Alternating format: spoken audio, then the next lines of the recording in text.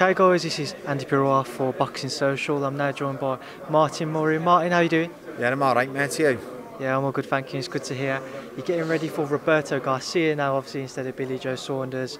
Yeah. How difficult has it been to adapt to a new opponent? Change of styles, obviously. It's not ideal, but it's not a style that I've never dealt with. You know, I think if it had been the other way, where I'd have been working on somebody like Garcia, who's a pressure fighter, coming forward at me all the time, and then it'd have had changed to somebody like a slick southpaw, I think that would have been more of an headache for me. But it's something that I've dealt with before, his style. So, you know, I think it physically presents a tougher fight for me.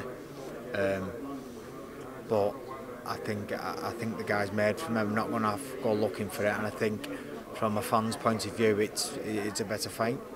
On such short notice and having two camps prepared for a different fighter, how do you adapt to that as well? Like I just said, I'm an experienced fighter. It's not somebody his style-wise who I've not fought before. So I know what he's bringing.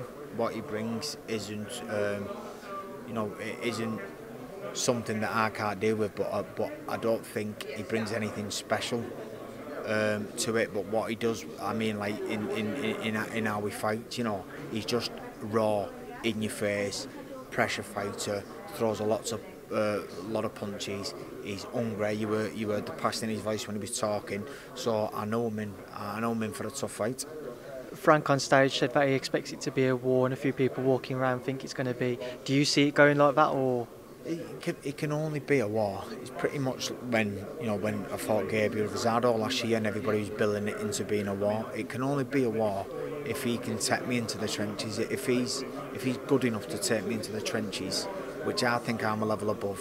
I think he's underestimating my boxing ability, like Gabriel Rosado did. If he's good enough to take me into the trenches, it will be a war. Other than that, I think I'm a level above. I think I'm a classier fighter, and yeah, that's the only reason it'll be a war. But you don't have to go looking for this guy. He's raw, he's tough, he's in your face, and it's going to be a good fight. You come away with the win, the WBC silver belt. Was talked about it's going to put you in a mandatory position then, your number one spot. Is that the route which you believe you would take then if you used to come away as the number one then? I think obviously if it puts me into the number one, then obviously I'm the closest there to a world title. But Frank's, I'm hearing first ever, but I'm hearing when I'm getting interviewed about potentially Billy Joe Saunders later on a year, and then I know there's stuff with the IBF with Golovkin getting stripped, so who knows. But I'd gladly take the win of a Golovkin and Canelo. So first and foremost, I've got to get a good win on Saturday, and then take it from there. So can you just explain to me how you found out about the Billy Joe situation, the second pullout, and how you dealt with that for a second time? I'm just in Tenerife, got picked up for training, and Jamie Moore told me again he was the one who gave me bad news twice. So it wasn't a nice feeling. We was both gutted, but we stayed positive. We knew that some good would come from all this shit, and we're here in a tough fight and a meaningful fight as well. So that's been and gone. That I'm just happy that I'm in this position. When he pulled out, there was some people thinking he was maybe waiting on GGG or Canelo if that fight didn't happen because it wasn't confirmed at the time. Did you think that was the reason, or that was the case, or what was there something else behind it? You know what? If I'm being totally honest, I wasn't asked. I wasn't bothered. I don't care what it was. I was just gutted I wasn't fighting. I don't care, whether it was for him trying to make a fight or whether he'd not been at gym. I wasn't asked. I don't think it was to make that fight because it wasn't like he was training. He was in Fuerteventura or wherever he goes, but the guy was at training. So I really don't know what the crack was with it, but yeah, like I said, I wasn't asked. I'm just, I'm on my own path, I'm on my own journey, and like I said, I'm happy and grateful to be in this position. And just to end on it, I remember when I saw you in the first fight announcement for Billy Joe, you said that if you wanted to win that and just have a couple more fights in you, because that was cancelled, how much longer can you see yourself going? What are your thoughts now? I've still got title dreams, and I'm still there.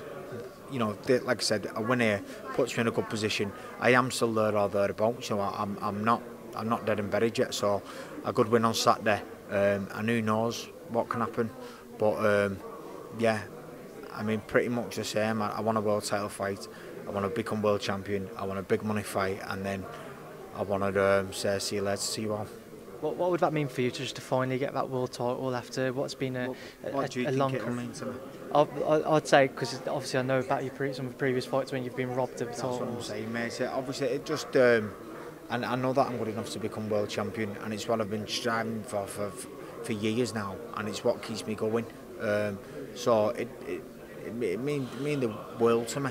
You know, there's never been a world champion from St Helens. I want to be the first world champion from there. I want to be a world champion for myself, for my legacy, for my family, just everything. So yeah, it mean everything. Right, Martin, I know you got to shoot, so thank you. Cheers, Martin. See you.